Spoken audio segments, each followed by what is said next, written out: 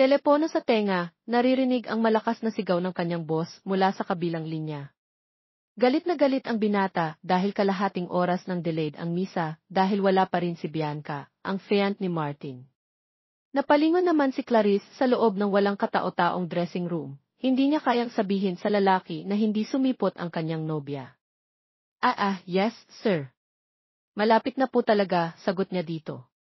Napapikit naman siya nang muling marinig ang malutong na pagmumura ng boss sa kabilang linya. Maya-maya pa ay ibinaba na nito ang telepono. Napasabunot naman siya sa kanyang buhok, hindi na niya alam kung anong gagawin. Isang saglit pa ay isang ideya ang pumasok sa kanyang isipan. Hindi niya alam kung dapat niya ba itong gawin o hindi. Sa 5 taon na pagsiserbisyo sa boss ay alam na niya ang palaging sinasabi nito sa tuwing nagkakaproblema, gawan mo ng paraan. Iyan ang palaging linyahan ni Martin. Nakailang buntong hininga pa si Clarice mula sa malalim na pag-iisip bago tuluyang napatayo sa kinaupuan. Sa kabilang banda naman ay panay na ang tingin ni Ethan sa kanyang relo, mag-iisang oras na kasi ay wala pa rin ang kanyang bride. Napapansin na rin niya ang ilang lingunan ng mga dumalo sa kasal. Dumalo rin kasi ang ilan sa mga kasosyo niya sa negosyo, at karamihan pa sa mga iyon ay lumipad pa galing ibang bansa. Hindi niya tuloy maiwasang mag-init ang ulo dahil napapahiya siya sa mga ito. Ilang saglit pa ay mapapansin na ang lingunan ng mga tao sa likuran. Naghahanda na rin ang kaliwat kanan ng kamera na sasalubong sa pagpasok ng bride. Inayos na ni Ethan ang sarili habang nakatingin sa pintuan, para bang dahan-dahang bumagal ang mundo niya habang hinihintay ang pagpasok ng kanyang mapapangasawa. Ngunit nang makita niya ang taong papalapit sa altar, ay ganoon na lamang ang kanyang pagkagulat. Nagkasalubong ang tingin nilang dalawa at mapapansin ang pagtataka sa mukha ni Ethan hanggang sa dumating na sila sa harapan. Dahan-dahan, tinanggap ni Ethan ang kamay ng kanyang sekretarya. I'm sorry, Sir Martin. Don't have any choice, mahinang bulong ni Clarice sa lalaki. Where the hell is Bianca? And what do you think you're doing? Mahinang ring bulong ni Ethan na maihalong inis at panggigigil. Hindi naman na nakasagot si Clarice nang dumating na sila sa harapan ng pari. Natuloy pa ang kanilang seremonya, ngunit mapapansing hindi masaya ang lalaki. Pilit itong humiti sa kamera, at maging sa tuwing lalapit ang mga kakilala hanggang sa dumating na sa kanilang reception. Winelcome ni Ethan ang mga bisita habang si Clarice naman ay nanatiling nakaupo sa isang tabi at nagmamasid sa paligid. Well, hindi mo lang pala in-inform na nag-iba na ang mukha ni Bianca, ha? Hanggang kailan ka magpapanggap na asawa ni Martin, ha, Clarice? Angas na sambit ni Mimi, anak ng isa sa mga kasosyo ni Martin. Isa rin si Mimi sa mga babaeng nag-volunteer na magpakasal kay Ethan para mas mapalakas ang business sa pagitan ng dalawang kumpanya. Hay, sinabi mo pa. Ang lakas nga naman ng loob niyang magpanggap. Akala mo naman ay hindi namin mahahalata. Pasalamat ka at karamihan sa mga dumalo ay hindi alam ang itsura ni Bianca. Sabat naman ang kaibigan nito na si Annie. Katulad ni Mimi ay isang spoiled brat ang dalaga na lumaki sa yaman ng kanyang ama. Hindi naman magawang makapagsalita ni Clarice sa mga ito. Bukod sa mayaman at anak ito ng mga kasosyo ni Ethan, ay isang hamak na sekretarya lang naman talaga siya. Hindi niya tuloy alam kung ano na lang ang ihaharap niyang mukha sa lalaki. Hindi niya na kasi naisip pa ang mangyayari pagkatapos ng kasal. Ang tanging nasa isip niya lamang kanina ay ang kagustuhang mailigtas ang binata sa kahihiyan, kaya naman nagpanggap siyang bride ng lalaki kapalit ni Bianca. There you are, biglang rinig nila na saad ni Ethan mula sa kanilang likuran. Napatingin sila dito at nakita ang binata na nakangiti habang nasa likuran ng isang matangkad na lalaki. Oh, there she is. You're so beautiful and gorgeous, pagbati ng isang foreigner na kaibigan ni Ethan sa bailahad ng kamay. Napatayan naman agad si Clarice at inabot ito. You're so lucky, sambit nito sabay bahagyang tinapik si Martin. Pilit na napangiti si Ethan bago humarap kay Clarice at kinuha ang kamay nito. Stay with me. Don't ever let go of this hand, utos nito sa kanya bago ipinagdikit ang bawat daliri nito. Hindi naman maiwasang pagmasdan ni Clarice ang kanilang mga kamay. Ni minsan ay hindi niya naisip na makaka-holding hands ang lalaki habang nakangiting naglalakad sa kanyang tabi. Nang matapos ng makausap ni Ethan ang isang bisita ay narinig na lamang nila ang pagtaginting ng mga baso. Kiss the bride! Kiss the bride! Kiss the bride! Sabay-sabay na sambit ng mga ito habang nakatingin sa kanilang dalawa. Hindi tuloy maiwasang kabahan ni Clarice. Hindi katulad kanina ay mas malapit na ang mga tao sa kanila, kaya kitang-kita na kung pinipeke nila ang kanilang pagkiss. Napatingin si Clarice sa lalaki nang hawakan nito ang kanyang pisngi. Mind if I kiss you? Mapang-akit na sambit nito at saka, dahan-dahang inilapit ang kanilang mga labi sa isa't isa, na hindi na nagawa pang makapagsalita ni Clarice nang maramdaman ng labi nito na humahalik sa kanya. Kasabay nito'y hinapit siya ng lalaki palapit dito dahilan upang mas lalong lumalim ang paghalik nito sa kanya. Para bang sabik na sabik ang lalaki sa halik niyang iyon, kaya naman kusang bumigay si Clarice at sinagot ang bawat halik nito. Tutal ay matagal na niya itong pinapangarap. Kasunod nito ay narinig na lamang nilang sunod-sunod na sigawan at tilian ng mga tao sa kanilang paligid. Nang matapos na ang reception ay unti-unti na ring nag-uwian ang mga bisita. Kasalukuyan nang nakaupo si Clarice sa harap ng kanyang mga in-laws, seryoso itong nakatingin sa kanya habang naka-cross arm pa. Maya-maya pa ay dumating na si Ethan na kakakatid lamang sa mga bisita sa labas ng mansyon na pinagganapan ng reception. Good timing, son. Care to explain this? I've been itching to ask you this since earlier, sambit ng ama nito. Napahigpit ang hawak ni Clarice sa kanyang mga kamay habang kinakabahan. Noong mga oras na iyon ay alam ni Clarice na magagalit ang lalaki, ngunit laking gulat niya nang akbayan siya nito at akayin. I'm sorry to tell you, Dad. She's a very real bride, not Bianca, sagot nito habang malawak ang ngiti. Laking gulat naman ni Clarice na makitang nakangiti ang lalaki, dahil hindi siya sanay na makitang nakangiti ang lalaki, ngunit sa huli ay nakisabay na lamang siya at pilit na napangiti. Saglit pang nanatiling nakatingin ang mga magulang ni Ethan sa kanila na animoy nakikiramdam hanggang sa sabay itong napabuntong hininga. Son, then if didn't you let us know? Tanong ng ina ni Ethan. I'm sorry, ma'am, sambit ni Ethan dito't sa kanyakap ang kanyang mommy. Hindi naman alam ni Clarice kung ano ang magiging reaksyon. Bilang sekretarya ni Ethan ay nakikita niya rin ang mga magulang nito. They would act high and proper in the office, but they are actually kind and cute, especially to Martin. Napangiti tuloy si Clarice habang nakatingin kay Ethan, ngunit bigla itong tumingin sa kanya at palihim siyang tinalasan ng tingin. Agad tuloy na paiwas ng tingin si Clarice. Nang umalis na ang magulang ni Ethan, ay nagtungo naman na sila sa loob ng mansyon na tinitirahan nila. Mula ngayon, hindi naman mapakali si Clarice habang nakaharap sa salamin. Hindi mawala sa kanyang isipan ang maaaring mangyari sa pagitan nila ni Ethan ngayong honeymoon na nila. Hindi niya tuloy maiwasang pamulahan ng mukha dahil dito. Habang nasa banyo ay naisipan niyang tumawag sa kanyang kaibigan. Hindi tuloy maiwasang matawa ng kaibigan dahil mahahalata kay Clarice ang kaba. Ewan ko sa iyo, Clarice. Sino bang nagpresenta na magpanggap na bride dahil hindi sumipot ang totoo? Tanong sa kanya ng kaibigan. Ako, napanguso sagot ni Clarice dito. E di gampanan mo ang pagiging asawa mo, sambit nito. Pati ba yung honeymoon, nautal na sambit ni Clarice. Aba syempre. Iyon kaya ang inaabangan ng mga bagong kasal na lalaki kaya galingan mo at boss mo pa naman iyan, napaisip tuloy si Clarice kung paano mapapaligaya ang kanyang asawa. Wala naman kasi siyang experience sa ganitong bagay. Maya-maya pa ay nakasalubong niya ang kanyang boss nang paglabas niya sa banyo. I'll see you in the bedroom later, we need to talk, sambit nito sa kanya sabay bago siya nilampasan. Naiwan namang nakatulala si Clarice at biglang naalala ang sinabi ng kaibigan kanina. The first thing na gagawin niya is of course iayain ka sa bedroom. He might tell you that he needs to talk to you, but in bed and things will be more interesting for the both of you, tanda niyang sambit ng kaibigan sa telepono kanina. Napangiti si Patricia, hindi niya inaasahan na nagkatotoo ang sinabi ng kaibigan. Kaya naman kinuha na niya ang kanyang manipis at sexy dress at sinuot ito. Nang makapagbihis na ay naglakad na siya papasok sa kwarto. Ramdam niya ang hiya habang nanatiling nakatalikod dahilan upang hindi malaman ang ekspresyon ni Martin.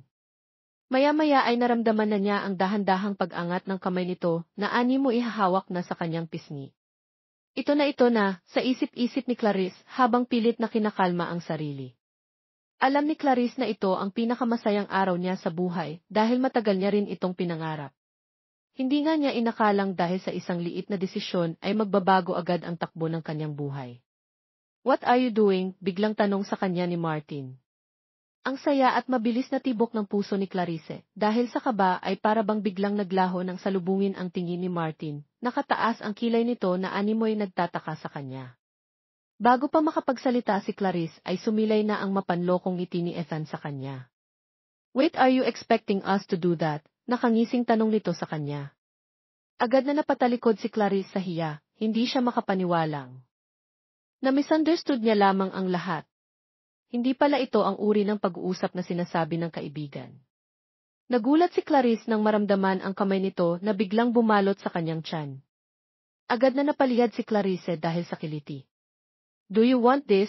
Bulong nito sa kanyang tenga habang hinihimas ang kanyang tiyan. Napatakip agad ng bibig si Patricia. And this? Sambit nito at saka bahagyang inihip ang liig ni Clarice dahilan para manginig ang kanyang kalamnan. Napapikit si Clarice habang dinadama ang hawak na iyon ng boss nang bigla siyang bulungan itong muli. In your dreams, sambit nito at saka umalis sa kanyang likuran at umupo sa kama. Hindi naman maiwasang mainis ni Clarice sa kanyang boss. Nandun na eh. Akala niya ay totoo na. I'm not here to talk and do that, we need to talk about you and Bianca. Seryosong sambit nito, dahilan upang tubuan ulit ng kaba si Pat. Nang matapos na silang mag-usap ay nanatili lamang na nakaupo ang lalaki sa kanyang kama dahil sa kagustuhan niya ay magkahiwalay sila sa pagtulog ni Clarice ngayon. Napatingin siya sa telepono at hindi maiwasang maluha nang malaman ang tungkol kay Bianca. Minahal niya ng labis ang dalaga, ngunit hindi niya inaasahang magloloko ito sa kanya at iiwan siya sa ere. At ang mas masakit pa ay ipinagpalit siya sa sariling kaibigan. Sinubukan niyang tawagan ang dalawa, ngunit maski isa sa kanila ay walang sumasagot. Inilagay niya ang kanang braso sa noo habang nakahiga sa kama at nakatingin sa kisam. Sa kabila ng lahat ay naisip pa ni Pat na iligtas siya sa kahihiyang ito. Hindi niya tuloy alam kung maiinis siya o magpapasalamat. To think that I'm not married to that woman, sambit nito sa sarili at saka napangisi na animoy may naisip na masamang plano. Ilang araw matapos ang kanilang kasal ay para namang walang nagbago sa buhay ni Patricia. Panay pa rin ang utos sa kanya ng boss, at sa katunayan ay mas lumala pa ito. Maaaring nakakasabay niya ito sa pagpasok at sa pag-uwi, ngunit para namang ginawa siya nitong katulong sa loob ng bahay. May mga maids naman dito sa mansyon kaya hindi niya alam kung bakit siya ang paborito nitong utusan.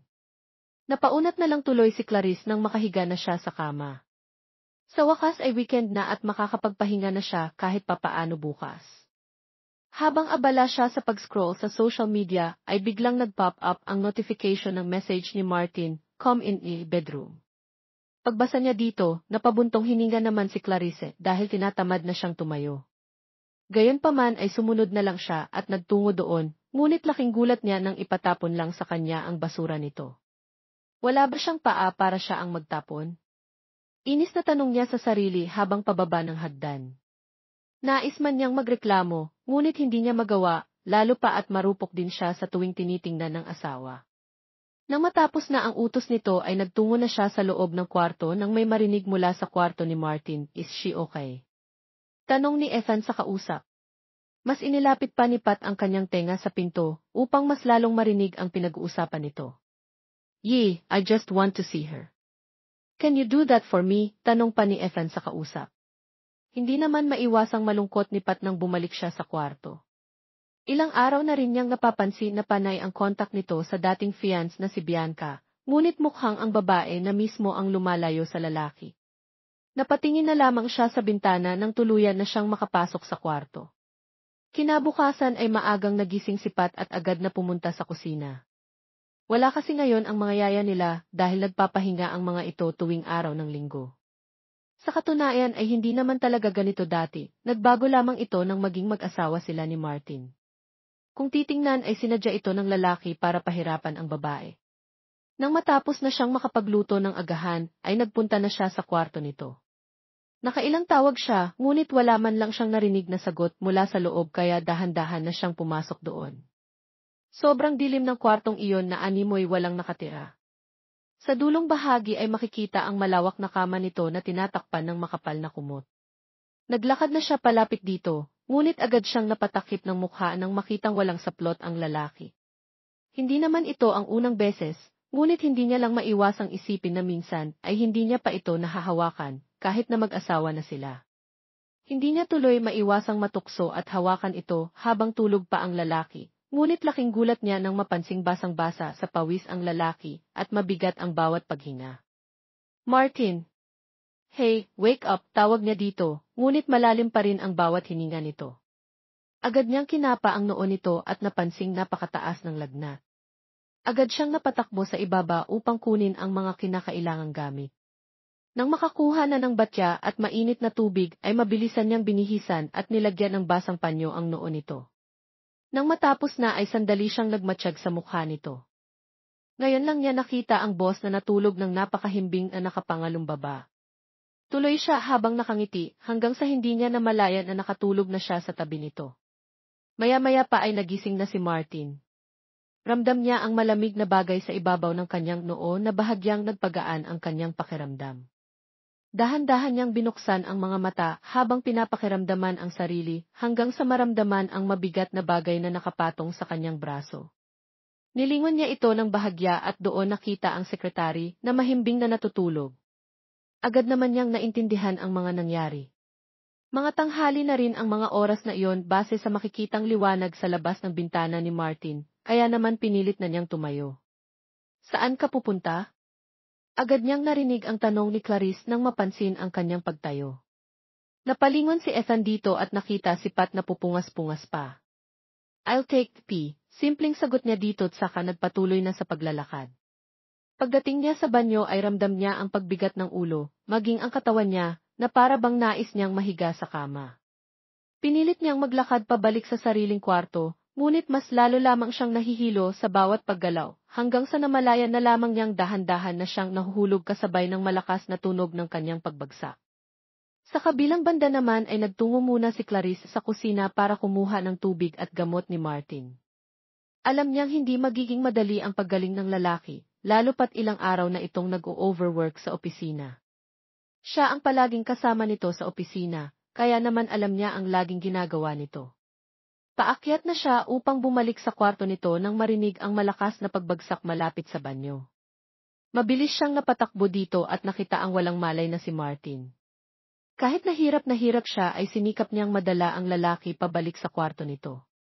Hindi na rin niya ito ginising pa dahil alam niyang kailangan nito ng pahinga. Halos hindi na nga nila namalayan pa ang oras, lalo na si Clarice na naging abala sa paglilinis ng bahay. Hindi niya rin naman kasi magawang makapagpahinga dahil mayat-maya rin siya sa pagtingin sa kalagayan ng lalaki. Habang nagluluto ng kanilang dinner, ay hindi maiwasang maisip ni Clarice na umakto na talaga siya bilang asawa. For her, being able to serve him is enough to make her happy. Hindi niya tuloy maiwasang mapangiti. Maya-maya ay narinig niya ang sunod-sunod na yapak mula sa kanyang likuran. Hindi niya maiwasang mapangiti. Paano na lamang kung bigla siyang yakapin ni Ethan mula sa likuran katulad ng mga napapanood niyang teleserye sa GIF. Hindi niya tuloy maiwasang kiligin sa isipang iyon. Gising ka na pala, Mark, nakangiting sabi ni Clarice habang hawak-hawak ang kanyang niluluto. Inakala niyang si Ethan ito, ngunit ganoon na lamang ang kanyang gulat nang makitang isang pamilyar na mukha. Bianca, gulat na sambit ni Patricia. Hindi niya inaasahang makikita ang dating fiancé ni Martin. Hey there, Patricia, bati nito sa kanya pabalik. Nanatiling nakayuko si Sofia habang nakaharap kay Patricia. Nagpunta pala si Sofia dito dahil ilang araw nang nagsasabi sa kanya si Marty na mag-usap silang dalawa, ngunit hindi niya inaasahan na maisakit pala ang lalaki. Habang naghihintay na magising ang lalaki ay nasa baba muna sila at nag-uusap ni Patricia. Hindi naman alam ni Pat kung ano ang sasabihin. Lalo pa at kinuha niya ang katauhan ni Sofia noon sa kasal ng dalawa. Thank you, biglang saad ni Sofia na nagpagulat sa kanya. Ha? Anong ibig mong sabihin, takang tanong niya dito. Because you covered my role to save Martin's reputation, sambit nito habang sincere na nakatingin sa kanya. You know what, even if Ethan and I are still dating, I'm secretly cheating with his best friend, Darwin. And when he suddenly proposed to me, I don't know what to say. Nabigla ako nang masabi ko ng yes sa kanya knowing the fact that I'm in love with his best friend. And on the day of our wedding, I decided to run away. Mas mabuti na yon kaya masaktan ko pa siya habang buhay. He's really a good guy, yun nga lang kulang kami sa communication because of his work, minsan lang kami magkasama. That's why I think of you are a good pair, mahabang litanya nito kay Patricia. Ha? Me and Sir Martin? A good pair? Ye, you, his secretary and wife, you will always have time to each other, nakangiting saad nito na agad na ikinasimangot ni Pat. Kung alam lang ni Sofia ang mga napagdaanan niya kay Ethan, matapos ang kasal ay paniguradong mag-iiba ang tingin nito sa lalaki. Maliban sa sunod-sunod na utos ay halos gawin na rin siyang yaya sa loob ng bahay. Palagi siyang bantay sarado nito dahil palagi silang magkasama at hindi niya nga makausap ng matino ang lalaki. Kung mainitin ang ulo nito noon ay mas kumukulo naman ito ngayon, lalo na sa tuwing nakikita si Patricia. Hindi niya tuloy maiwasang maisip na allergic ang boss sa kanyang mukha. Isa pa ay halos hindi niya rin maintindihan ang bawat mood nito, kaya naman mas lalo siyang nahihirapan na makipag-usap sa lalaki. Pero bakit mo naman naisipang magloko pa? It's Ethan fair for Pete's sake, sambit naman ni Pat. I don't know. I just felt like I wanted to be with Darwin more than him. Mahinang sagot ni Sofia dito dahilan upang balutin silang dalawa ng katahimikan. Nabasag lamang ang nakakabinging katahimikan nang marinig nila ang pagsasalita ni Marty mula sa hagdan. I see. So that's the reason why, sambit nito habang nakatingin kay Bianca. Sabay na napatayo ang dalawa. Sir Martin, gulat na tawag ni Clarice dito dahilan upang samaan siya ng tingin ng lalaki. Hindi niya tuloy alam kung galit ito dahil tinawag niya itong teaser, kahit na mag-asawa na silang dalawa. Martin, I'm sorry. I know you're not feeling well, but maybe we could talk, tanong ni Bianca. Napatalikod naman si Ethan at sinabihan ang dating nobya na sumunod sa kanya sa kwarto. Naiwan tuloy na nakatayo sa sala si Patricia. Hindi niya alam kung anong gagawin habang nagpapalipas ng oras sa paghihintay sa dalawa. Kung minsan ay pasimple siyang umaakyat sa kwarto ni Ethan upang makinig ng sikreto sa pinag-uusapan ng dalawa, ngunit palagi siyang napapansin ng lalaki. Nawala na tuloy siya ng kapal ng mukha at naghintay na lamang sa kusina. Ngunit ilang saglit pa ay hindi pa rin lumalabas sa kwarto nito ang babae. Mag-iisang oras na ang dalawat mukhang wala pa ring balak na lumabas doon. Nang tuluyan namang lumabas si Sofia ay dumiretso na itong umalis. Naiwan sa loob ng kanyang kwarto si Ethan at pinagbawalan muna siyang mang-istorbo. Wala siyang alam sa kung ano ang napag-usapan ng dalawa, ngunit alam niyang wala sa mood ang lalaki. Maging sa opisina ay hindi siya masyadong kinakausap ng lalaki. Ilang araw na ang nakakalipas ngunit ganoon pa rin ang trato ni Ethan sa kanya. Lunch na noon nang maisipang magtungo ni Pat sa malapit na cafeteria. Hindi naman kasi bumababa ang boss sa opisina, kaya naman mag-isa lamang siyang nakain. Habang bumibili sa vending machine ay biglang lumapit sa kanya ang dating katrabaho. Nangamusta ito sa kanya at katulad ng nakasanayan ay joker talaga itong si Lector. Kasamahan niya ito sa trabaho noon bago siya maging sekretary at asawa ni Martin. Habang nagtatawanan ang dalawa ay napadaan naman si Ethan at hindi sinasadyang makita ang dalawa dahilan upang sumama ang kanyang mukha. Agad na tinawag ni Ethan ang babae dahilan para maputol ang usapan ang dalawa. See you around, paalam ni Pat dito bago sumunod sa boss. Habang naglalakad ay hindi niya maiwasang mapaisip kung nagsiselos ba ang asawa noong may kausap siya kanina. Patricia, tawag nito sa kanya. Yes? Walang namamagitan sa amin ni Lector, biglang bulalas ni Clarice na nagpataas ng kilay ni Martin. Whether would he care, tanong nito sa kanya. Para namang napahiya si Pat kaya nahihiya siyang napayuko. Sunod nito ay bumalik na sila sa opisina, ngunit sa halip na magtungo sa isang meeting nila para ngayong gabi ay inaya siya nitong kumain sa labas. Seryoso ka ba? Nauutal na tanong ni Pat sa lalaki. Is it weird to ask the wife to eat outside? Tanong nito sa kanya. Hindi naman magawang makasagot ni Pat dito. Isa pa ay gustong-gusto niya rin naman iyon. Ngunit pagdating nila sa lugar ay hindi inaasahan ng babae ang pangyayari. Ang cool at proper na Ethan Ferrer ay biglang naglaho. Ito ang unang beses na nakita niyang lasing ang lalaki at ang mas malala ay umiiyak ito ng palihim. Hindi tuloy alam ni Pat kung anong comfort ang gagawin sa lalaki. Sinubukan niyang kausapin ang lalaki para mapagaan ang nararamdaman nito, ngunit mukhang siya naman ang nasaktan. Ang dahilan pala ng paglalasing at pag-iyak ni Ethan ngayon ay dahil magpapakasal na ang kaibigan at ang dating fiancé. Para bang isang matulis na bagay ang tumusok sa puso ni Clarice nang malamang mahal pa rin ito ang dating nobya. Gayunpaman ay pinilit na lamang niyang mapangiti dito at inakay ang lalaki pauwi. Kinabukasan ay nagising na lamang si Clarice nang maramdaman ang kiliti sa bandang tiyan niya, ngunit laking gulat niya nang mapansin kung sino ang kanyang katabi. Walang suot na pangitaas si Ethan, habang mahimbing na natutulog, habang siya naman ay nakahiga sa ibabaw ng braso nito, habang ang kamay ng lalaki ay malapit sa kanyang bewang. Idagdag pa na nakapatong naman ang mga binti ni Clarice sa pagitan ng dalawang paa ni Martin. Agad na napatakip ng bibig si Clarice dahil sa gulat. Saglit siyang napatingin sa maamong mukha ni Martin, marahil dahil sa pag-inom nila kagabi, ay hindi na nila namalayang nakatulog na sila sa iisang kwarto. Wala namang ibang kakaiba sa katawan niya, kaya sigurado si Clarice na wala pang nangyayari sa kanilang dalawa. Dahan-dahan niyang ipinatong ang kamay sa ibabaw ng dibdib ng lalaki, at dahan-dahang dinama ang init ng katawan nito.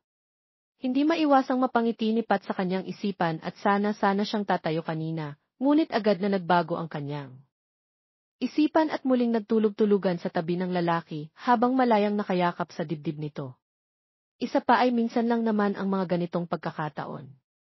"Aren't you going to cook breakfast?" Agad na napamulat si Clarice nang marinig ang tanong na iyon ng lalaki. Dahil sa hiya ay napatayo tuloy siya sa kama at mabilis na napalayo sa kama nito habang si Ethan naman ay dahan-dahang kinamot ang ulo at nagsuot ng damit. "I'll take a bath, you cook our breakfast." Hindi maiwasang mapasimulan ang cold at stern look sa mga mata nito bago nagtungo sa banyo. Mag-iisang buwan na silang mag-asawa, ngunit tila hindi pa rin siya nito magawang mahalin. Hindi naman sa nagde-demand siya, ngunit hindi lamang maiwasang madisappoint ni Pat sa sarili. Dagdag pa ang nangyari kagabi habang umiiyak ang lalaki dahil sa pagsisisi. Ilang araw pa ang nagdaan at unti-unti na ring nakaka-move on si Ethan sa mga nangyari nitong nakaraan. Hindi niya inakalang nagpakasal na rin ang dating fiancé sa kaibigan and thinking about it makes him sad. Alam niyang hindi niya nabigyan ng oras ng nobya dati kaya naman tinanggap niya ang parusang ito. Habang naglalakad papunta sa vending machine, ay nakarinig siya ng mahinang bulungan. Agad niya itong sinilip at nakita ang kanyang sekretarya na umiiyak. Akma na sana niya itong lalapitan nang bigla niyang mapansin ang kasama nito.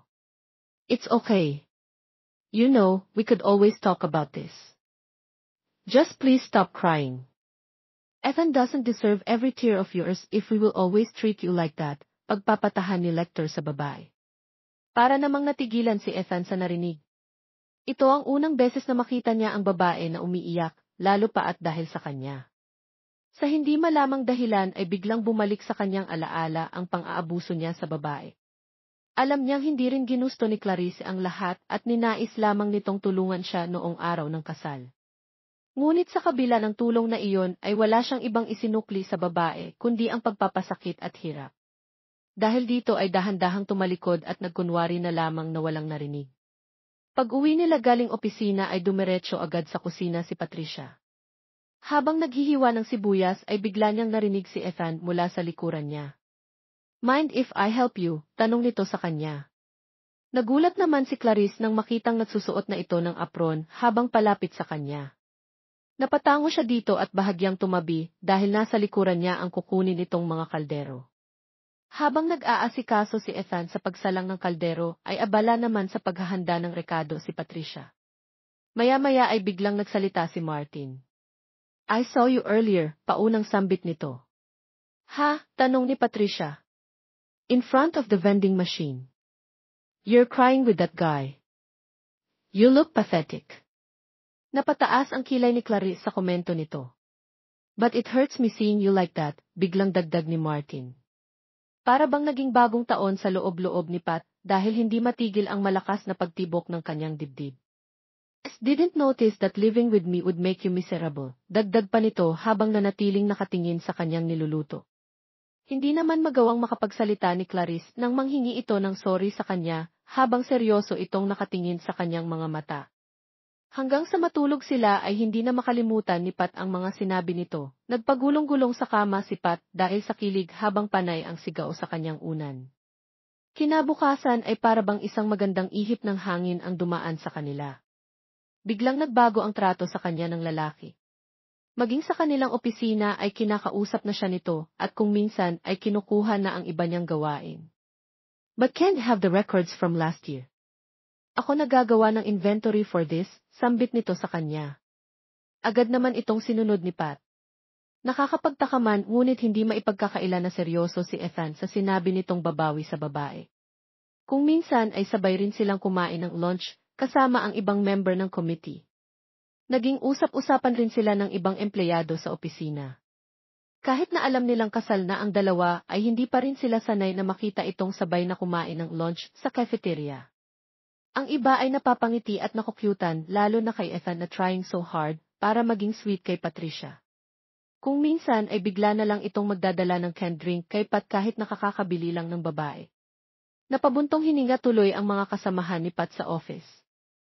Hi, I think this is what happens when a stack and formal guy falls in love. Halatang galing sa textbook ang galawan napabuntong hiningang sambit ng isa sa mga kasamahan niya.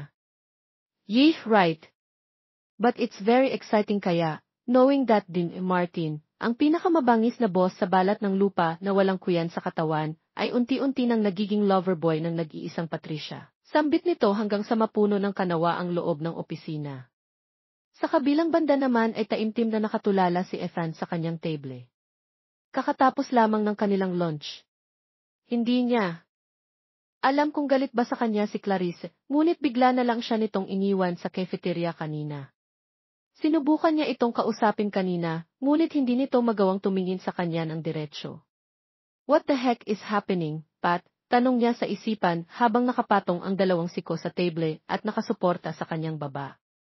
Maya-maya ay tumunog ang kanyang telepono at mukhang padating na ang kanyang kaibigang si Lance. Kaklase niya ito simula noong college at isa na ring successful businessman sa ngayon. Pagpasok nito sa kanyang opisina ay binati agad siya nito at masayang umupo sa upuan. Nag-usap ang dalawa tungkol sa business hanggang sa mapansin ni Lance ang malalim na pag-iisip ng kaibigan. Ay sos! Alam ko na, babae yan. Ano, nag-away ba kayo ng misis mo? Tanong nito sa kanya. Bahagyang natigilan si Ethan dito. Right. Hindi alam ni Lance ang tungkol sa marriage niya, kaya naman ikinuwento niya muna ito bago sinabi ang kanyang iniisip. Mula pa kanina Baka naman nabigla lang. Sino ba naman kasi ang hindi magtataka kung nasanay sila sa isang stock at napaka-formal na Ethan tapos biglang magiging maalaga sa bagay-bagay, lalo na sa asawang halos isang buwan mong pinahirapan, sambit nito sa kanya. Napaisip naman si Ethan sa sinabi ng kaibigan. Hindi naman niya intensyon na gulatin ang asawa, nais lamang niyang bumawi sa lahat ng nagawa niya. Hindi naman siya cold-hearted person, sadyang hindi niya binibigyang pansin ang mga ganitong bagay noon. But for real, hindi ko in-expect na sekretary mo pala ang pinakasalan mo, sambit nilan sa kanya. As don't think I would be able to talk to her without creeping her out. Is there a way? Tanong ni Ethan sa kaibigan. Of course, there's a way. First, you need to know how to flirt. For example, pick-up lines. It sounds corny and old-fashioned, but it usually works, nakangiting saad nito sa kanya. Kasunod nito ay mabilis na lumapit sa kanya si Lance para ituro ang mga pick-up lines. Bilang isang formal guy ay hindi niya pa ito nagawa pa kahit noon. He felt like he's too dumb not knowing how to flirt, but Lance gave him some tips, even Google helped him this time. Nang makauwi na sila sa bahay ay hindi maiwasang magtaka ni Clarice nang makita si Ethan na animoy gulong-gulo na sa kanyang buhay. Panay ang kamot nito sa ulo habang taba ay may inirereklamo. Si Clarice dahil dito. Marahil ay may pinapractice ito para sa presentation niya, isa pa, ay hindi pa siya handang kausapin ng lalaki, lalo pa dahil sa ginawa niyang pag-iwas dito. Hindi niya kasi maiwasang mahiya, lalo na sa tuwing nakikita ang mga kasamahan sa trabaho na nakatingin sa kanila. Nang makapagbihis na siya ay nagtungo na siya sa kusina upang ipagluto si Ethan nang mapansing nakatayo na ito sa istante. Hey, mind if I cook for now? Tanong nito sa kanya. Hindi naman na nagawa pang makatanggi ni Clarice, kaya umupo na lang siya sa stool na nasa harapan nito habang pinagmamasdan. Si Ethan ay hindi niya maiwasang mamangha, hindi niya akalain na magaling talaga itong magluto kahit gaano ito kabisi sa opisina. Patricia, biglang tawag nito sa kanya na nagpagulat sa dalaga. Mukhang napansin ni Ethan ang pagkagulat na iyon dahilan upang matawa siya. Nagtaas ang kilay ni Clarice nang mapansin ang pagpipigil ng tawa nito. "Can you taste this?" tanong ni Ethan sa kanya habang nakaabot ang sandok. Inilapit nito sa kanya ang sandok para matikman niya ito. Kinakabahan pa noon si Clarice dahil napakalapit nila sa isa't isa, idagdag pa na bahagyang hinihipan ng lalaki ang sabaw na ipapatikim sa kanya para hindi siya mapaso. "Lidzen, masarap siya," sambit ni Clarice habang nakangiti sa kanya. Hindi mahilig sa sinigang na baboy si Clarice, ngunit sadyang napakasarap talaga ng luto nito. Napangiti naman si Ethan ang marinig ang compliment nito sa kanya, bago isinubo ang kaparehong sandok na pinagtikman ng asawa. Hindi maiwasan ni Pat ang pamulahan ng mukha nang mapansin ang kanilang indirect kiss. Nang matapos ng magluto si Ethan ay sabay na silang kumain. "Is it good?" tanong nito sa kanya. "Yee," simpleng sagot ni Pat kay Martin. Hindi na kasi alam ng babae kung ano pa ang sasabihin sa asawa, kaya naman tipid ang bawat sagot niya. Gayunpaman ay mukhang iba ang pagkakaintindi ni Ethan sa kanyang ugali. "Is she mad at me? Did upset her?" Sunod-sunod na tanong ni Ethan sa sarili, habang nakatingin kay Pat na cons agad na napansin ni Clarice ang mga tingin na iyon. Binilisan tuloy niya agad ang kanyang pagkain dahil nawiwirduhan na siya sa pagtingin na iyon ni Martin. Nang matapos na si Clarice ay agad na siyang tumayo at nagpaalam, ngunit nasa pinto pa lamang siya palabas ng kusina. "Bakit mo ako iniiwasan?" mahinang sambit nito. Hindi maiwasang matouch ni Clarice habang nakatingin sa lalaking nasa kanyang harapan. Para itong bata na takot maiwan habang nakayuko sa kanya. Dito napansin ni Clarice kung gaano nagsusumikap si Ethan na magbago. Napangiti si Clarice dahil dito, knowing na sa kanya pa lamang nito ipinakita ang ganitong side ng lalaki. Mula noong ikinasal sina Darwin at Bianca, hindi ko maiwasang maisip kung gaano kaswerte ni Darwin. "She's the nicest person I've ever met, but just take her for granted. I felt hurt. That's why I don't want to feel that way again. I don't want to lose you, Patricia. I don't want to take you for granted the same way I did before." Mapapansin ang pag-crack ng boses nito na animoy malapit ng umiyak. "So please forgive me for treating you that way," dagdag pa nito hanggang sa tuluyan nang bumagsak ang ulo nito sa balikat ni Patricia. Agad namang sinalo ni Pat ang lalaki at niyakap pabalik. Hindi may paliwanag ni Pat ang kanyang nararamdaman ng mga oras na iyon. She felt really happy. Nang mga sumunod na araw ay nakita naman ni Clarice ang malaking pagbabago kay Martin, gayunpaman ay para namang hindi nagbago ang pagiging istrikto nito sa opisina. Napatingin si Pat kay Ethan nang makitang abala ito sa pagbabasa ng mga reports. Para sa kanya, kitang-kita niya ang effort nito, hindi lamang sa ipinangako nito sa kanya, kundi pati sa trabaho. Napangiti tuloy siya nang biglang mapatingin ito sa kanya. Agad na umiti sa kanya si Ethan na kanyang ikinagulat. Pilit na napangiti si Clarice dito bago ibinalik ang tingin sa sariling computer. Maging sa kanilang lunch ay sabay na silang kumain at maging sa pag-uwi, kahit papaano ay mas nagiging bukas rin sa kanya ang lalaki. "Ha? Bukas? Bakit naman?" takang tanong ni Clarice dito nang malaman ang biglaang alis nila bukas papuntang Baguio. "I need to attend a meeting tomorrow at nagkataon lang na SAE ang company kaya ako na mismo ang pupunta," sagot ni Ethan sa kanya. Napatango naman si Pat dito. Hindi kasi ugali ng lalaki ang biglaang pagtanggap sa isang meeting na hindi nakaschedule days before. "Yes, the way, I need you to go with me," sambit nito. "Ha? Pati ako?" tanong niya't saka itinuro ang sarili. "Yeah, you're the wife, right? And Enson wants to see us personally," sagot nito sa kanya. Napangiti si Pat dahil sa sinabi nito. Kinagabihan ay matutulog na dapat si Pat kaya naman umakyat na siya sa kwarto, ngunit malayo pa lamang ay natanaw na niya si Marty na nakasandal sa pader ng kanyang pinto. "Anong ginagawa mo dito?" takang tanong niya. Dahan-dahan siya nitong hinarap at hinawakan ng magkabilang braso. "You're the wife, right?" tanong nito sa kanya. Hindi siguradong sagot ni Pat dito. Then what do married couples do before bed? Agad na nataranta ang mga body cells ni Pat sa nakakapangilabot at nakakaakit na boses ni Martin. Ah! Ano bang sinasabi mo? Kinakabahang tanong niya dito. Dahan-dahang inilapit ni Ethan ang mukha palapit sa liig ng babae bago unti-unting naglakad papunta sa likuran nito. Taimtim namang nakikiramdam si Pat sa bawat galaw ng lalaki, lalo pa at nararamdaman niya ang panggigigil sa paghawak nito sa kanyang braso. Else don't we go sleep together, bulong nito sa kanya bago unti-unting itinuntong. Saan natutulog si Martin? Nais pa sana nang magprotesta ni Clarice dahil hindi siya handang matulog sa iisang kwarto kasama si Martin, ngunit sadyang mas malakas ang lalaki sa kanya, kaya naman namalayan na lamang niya ang sarili na itinulak pahiga sa kama. Hindi pa rin nawala ang kaba ni Clarice nang maitulak siya nito sa kama dahil dahan-dahan namang naghubad ng kanyang damit si Martin. Hindi pa ako handa, sa isip-isip ni Clarice habang pilit na tinatakpan ang mata. Nakakabaliw ang nararamdaman ngayon ni Pat dahil sa mapang-akit na pagtingin ito sa kanya, lalo pa nang ikulong siya nito sa kanyang braso habang siya ay nakahiga sa kama. Can we cuddle, just for tonight? Tanong nito sa kanya. Hindi na nagawa pang makasagot ni Pat nang biglang pumatong sa kanya si Martin, gayunpaman ay maingat pa rin ito na hindi siya madaganan ng mabigat nitong katawan. I love you, Patricia, biglang bulong ni Ethan sa kanya. Para naman siyang naistatwa sa narinig. Nakailang alog pa siya kay Martin, ngunit mukhang mahimbing na itong natutulog.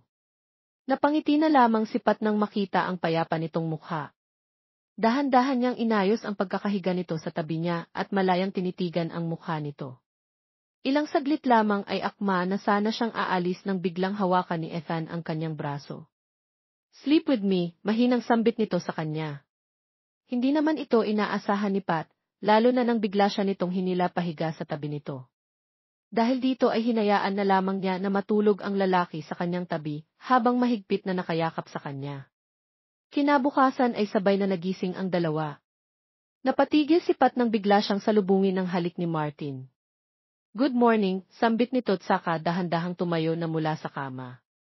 Want to take a bath together? Biglang tanong nito sa kanya. Ha? Takang sagot ni Pat. Just kidding, biglang sabat ni Ethan saka napangiti. Kinamatisang mukha ni Pat dahil sa bigla ang pagbibiro nito sa kanya. Hindi na. Maganda ang mga biro niya, saad ni Pat habang nakahawak sa kanyang dibdib. Agad namang nag-ayos ang dalawa dahil kailangan nilang magtungo sa Baguio.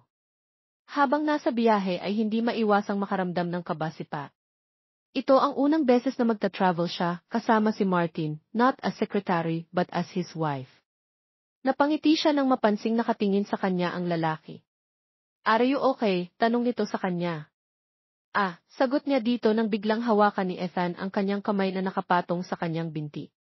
Napangiti si Pat nang makitang pinapakalma siya ni Martin. Matapos ang ilang oras na biyahe ay nakarating na sila sa venue at mapapansin ang napakagandang disenyo ng lugar. Halos magnegatibo 1:0 oras na ng gabi nang makarating sila sa lugar at talaga namang mapapansin ang napakalamig na simoy ng hangin. Ibinigay ni Ethan ang suot na jacket sa asawa nang mapansin nilang malamig ito. Wear it, okay? Don't want you to catch cold, saad ni Ethan bago naglakad papasok sa isang kwarto. Sa kalagitnaan ng kanilang paglalakad ay naghiwalay na rin silang dalawa dahil may kailangang kausapin si Ethan sa isang kwarto. Nang makapag-ayos ng mga gamit si Pat sa kanilang kwarto ay hindi niya naiwasang mainip. Ilang minuto na siyang nakatulala habang nakaupo sa kama. Ngunit wala pa rin si Martin. Hindi tuloy niya maiwasang kabahan dahil baka iniwan na siya nito, kaya naman hindi rin nagtagal ay naisipan niyang lumabas upang hanapin si Martin. Habang naglalakad sa garden ay napansin niyang napakatahimik ng paligid. Maya-maya pa ay naglakad siya papasok sa isang hallway na puno ng mga halaman. Sa loob nito ay makikita ang isang napakalawak na garden, at doon ay nakita niya ang isang hindi inaasahang tao.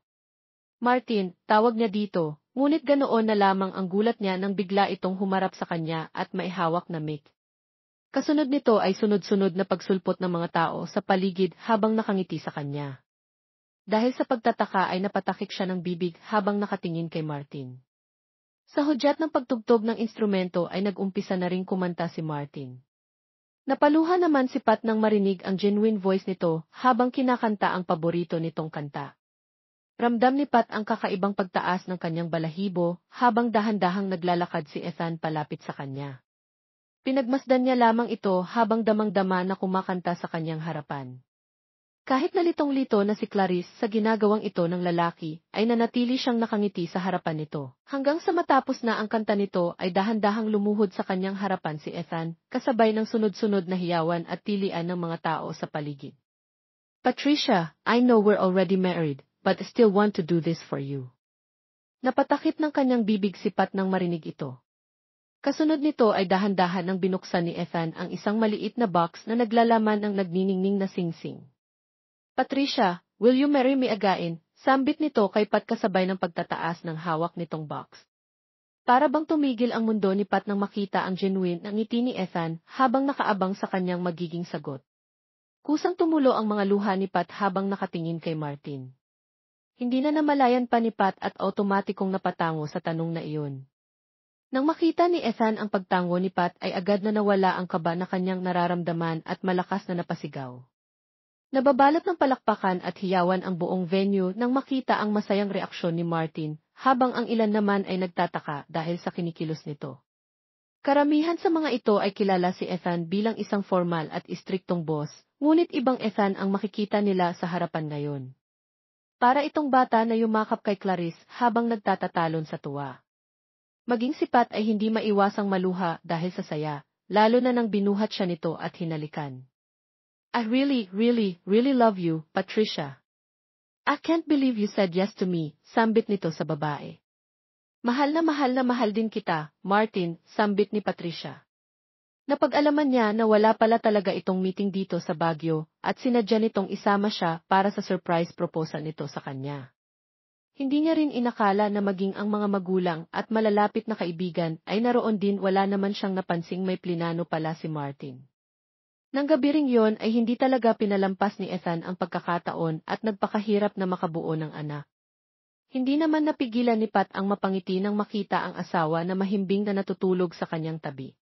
Parehas silang walang damit sa buong katawan habang nakasubsob ang mukha ni Marty sa kanyang dibdib. Isang buwan nang makalipas ay plinano nilang mabuti ang kanilang kasal. Nais ni Ethan na makasal sila ulit ng formal kung saan tamang babae na ang kanyang pakakasalan. Sinigurado niyang mas ingrande ito kaysa sa dati. Napili nilang maging beach wedding ang kanilang kasal. Ginanap iyon sa isang exclusive beach resort sa Quezon. Walang mapagsidlan ang sayang na darama ni Clarice habang naglalakad sa mahabang red carpet patungo sa kanyang minamahal. Ngayon ay hindi na aba ang pumupuno sa kanyang puso, kundi labis na kaligayahan dahil ngayon ay sigurado na siyang para sa kanya ang kasal na ito. At siya ang iniintay na babae ni Ethan sa dambana. Hindi na siya ang unexpected bride dahil siya na ngayon ang the real and only bride of Ethan Ferreira. Mabuhay ang bagong kasal, sambit ng pari. Isang masigabong palakpakan ng mga bisita ang umalingaw-ngao sa buong lugar, kasabay ng isang matamis na halik nilang dalawa habang papalubog ang araw. Isang maling desisyon pero maganda ang pinatunguhan. Isang katapangan para kay Clarice ang isaalang-alang ang kanyang hinaharap. Dahil sa biglaang pagpapakasal niya noon sa kanyang boss, walang sigurado siya ay sunasaktan pero nagpatulog, ganyan lang ang hamon ng buhay, marami ka mang maling desisyon at pagdanan pero hindi malalaman ang dulo kung hindi ka magpapatuloy na lumaban. Maraming salamat po sa inyong pakikinig at sana nagustuhan nyo ang kwento ni Ethan at Clarice. Muli ito po si Inday Series at hanggang sa ating muling kwento. Wakas! Telepono sa tenga, naririnig ang malakas na sigaw ng kanyang boss mula sa kabilang linya. Galit na galit ang binata dahil kalahating oras nang delayed ang misa dahil wala pa rin si Bianca, ang fiancé ni Martin.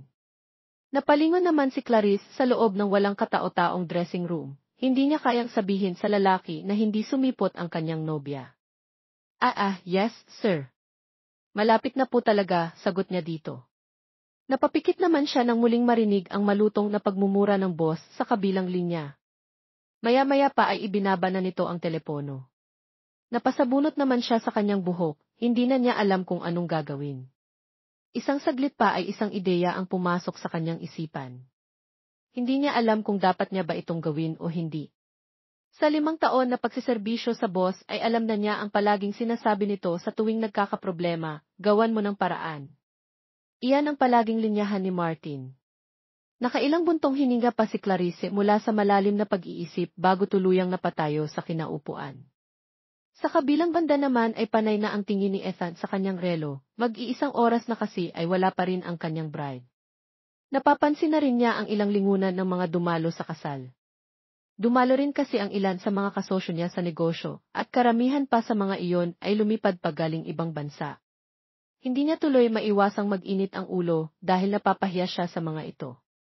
Ilang saglit pa ay mapapansin na ang lingunan ng mga tao sa likuran, naghahanda na rin ang kaliwat kanan ng kamera na sasalubong sa pagpasok ng bride. Inayos na ni Ethan ang sarili habang nakatingin sa pintuan, para bang dahan-dahang bumagal ang mundo niya habang hinihintay ang pagpasok ng kanyang mapapangasawa. Ngunit nang makita niya ang taong papalapit sa altar, ay ganoon na lamang ang kanyang pagkagulat. Nagkasalubong ang tingin nilang dalawa at mapapansin ang pagtataka sa mukha ni Ethan hanggang sa dumating na sila sa harapan. Dahan-dahan, tinanggap ni Ethan ang kamay ng kanyang sekretarya. "I'm sorry, Sir Martin. Don't have any choice," mahinang bulong ni Clarice sa lalaki. "Where the hell is Bianca?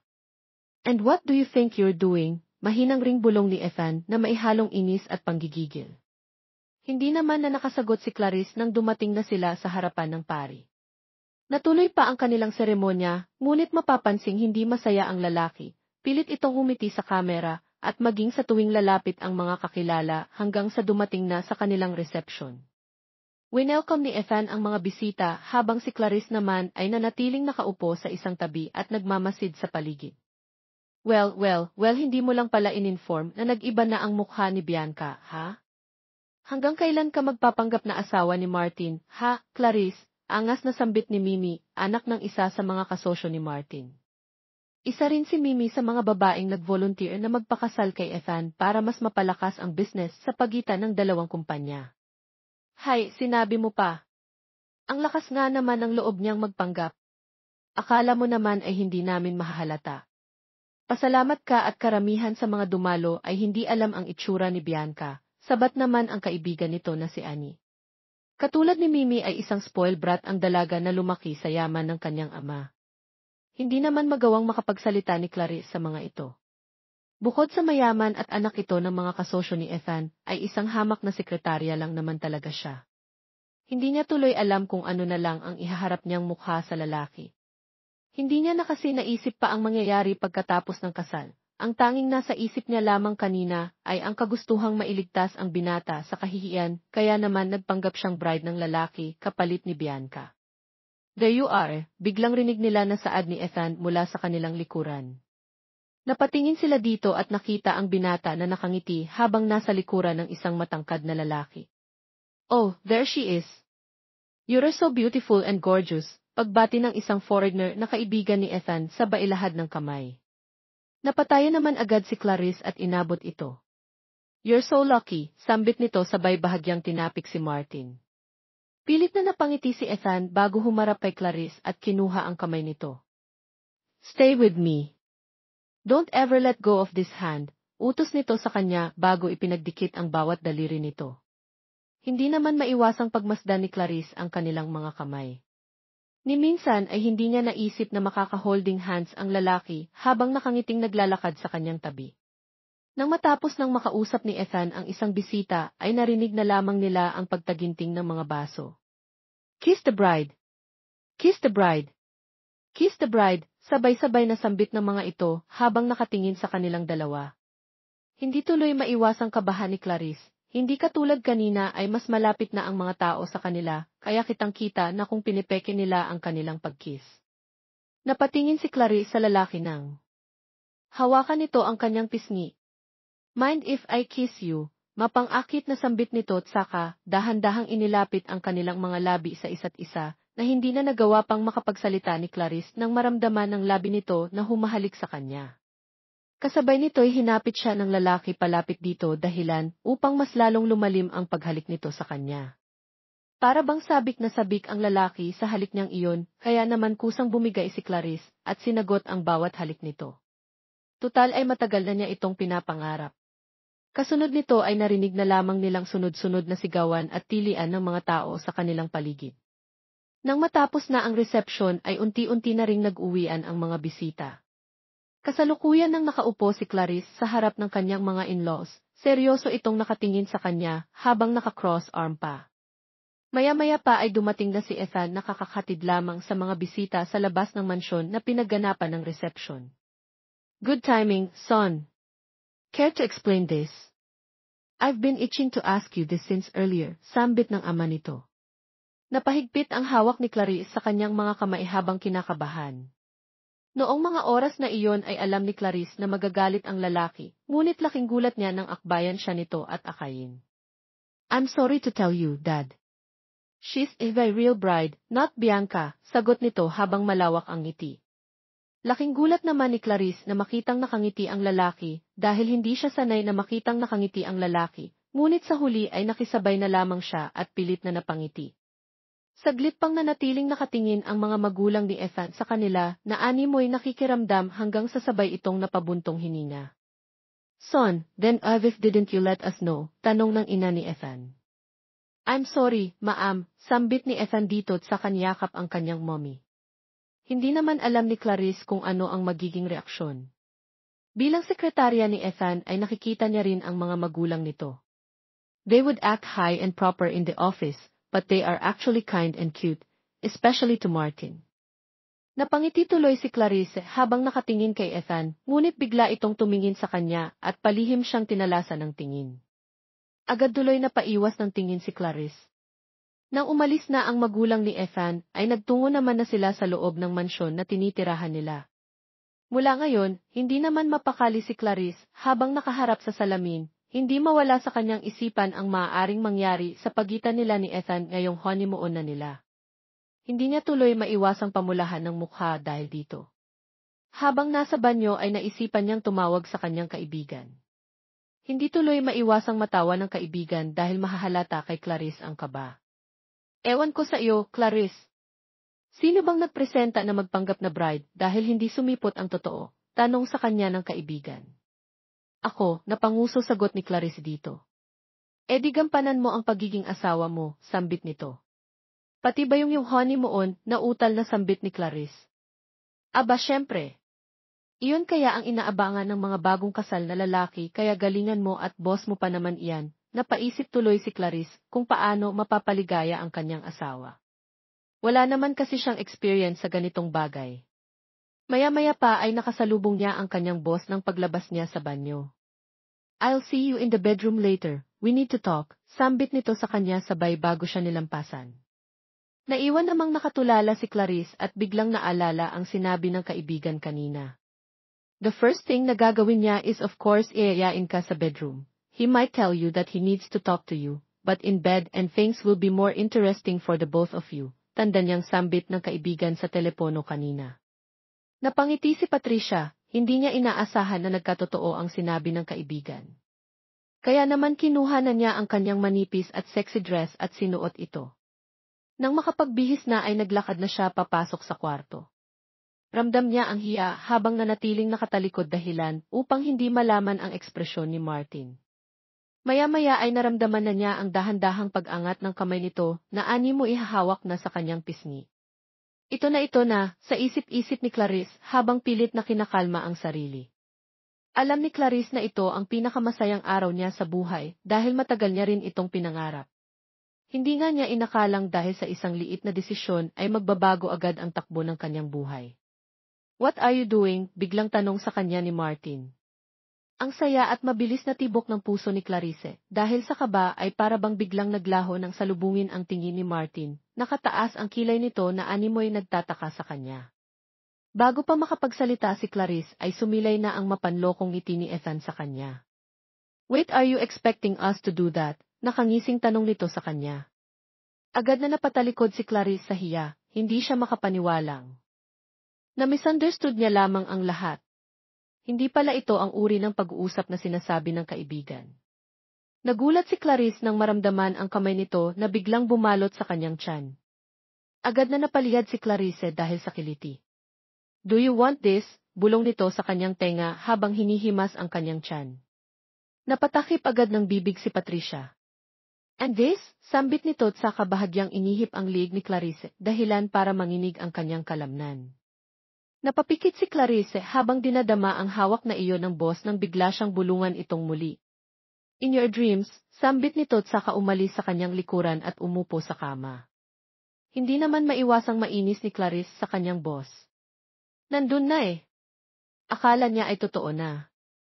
I'm not here to talk and do that, we need to talk about you and Bianca. Seryosong sambit nito, dahilan upang tubuan ulit ng kabasipat. Nang matapos na silang mag-usap ay nanatili lamang na nakaupo ang lalaki sa kanyang kama dahil sa kagustuhan niya ay magkahiwalay sila sa pagtulog ni Clarice ngayon. Napatingin siya sa telepono at hindi maiwasang maluha nang malaman ang tungkol kay Bianca. Minahal niya ng labis ang dalaga, ngunit hindi niya inaasahang magloloko ito sa kanya at iiwan siya sa ere. At ang mas masakit pa ay ipinagpalit siya sa sariling kaibigan. Sinubukan niyang tawagan ang dalawa, ngunit maski isa sa kanila ay walang sumasagot. Inilagay niya ang kanang braso sa noo habang nakahiga sa kama at nakatingin sa kisam, sa kabila ng lahat ay naisip pa ni Pat na iligtas siya sa kahihiyang ito. Hindi niya tuloy alam kung maiinis siya o magpapasalamat. To think that I'm not married to that woman, sambit nito sa sarili at saka napangisi na animoy may naisip na masamang plano. Ilang araw matapos ang kanilang kasal, ay para namang walang nagbago sa buhay ni Patricia. Panay pa rin ang utos sa kanya ng boss, at sa katunayan ay mas lumala pa ito. Maaaring nakakasabay niya ito sa pagpasok at sa pag-uwi, ngunit para namang ginawa siya nitong katulong sa loob ng bahay. May mga maids naman dito sa mansyon, kaya hindi niya alam kung bakit siya ang paborito nitong utusan. Napaunat na lang tuloy si Clarice nang makahiga na siya sa kama.